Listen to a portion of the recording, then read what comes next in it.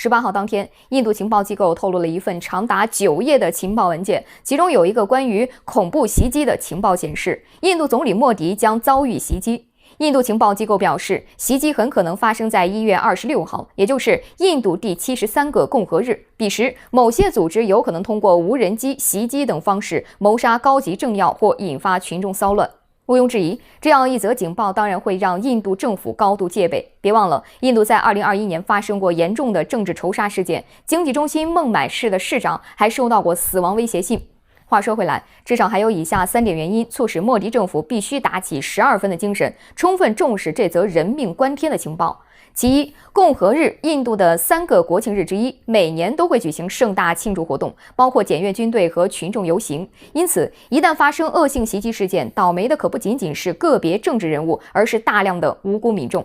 其二，除了理应出席活动的莫迪总理之外，印度邀请的中亚5国领导人也会作为嘉宾莅临现场。此外，还有多个国家的代表，如果出现意外，带来的国际影响能好吗？以后他国政要还敢访问印度吗？更关键的是，中亚5国政要联袂访印，当然是要有事相商，搅黄了元首会晤才是真正的罪莫大焉。其三，要注意，莫迪今年1月5号外出参加活动时，其车队就被农民抗议者堵在了天桥上。对此，印度最高法院已经认定莫迪总理身边存在严重的安全漏洞，这才导致其行程泄露。如今1个月不到的时间，莫迪又将迎来安全考验，其身边的安保漏洞如果不能尽快修补，很可能在共和日那天给莫迪带来致命一击。毕竟，莫迪自从上台以后，大搞民粹主义和印度教至上主义，致使印度国内的宗教冲突愈发激烈，极端分子早就对他恨之入骨。关于这一点，莫迪最好还是做好心理准备。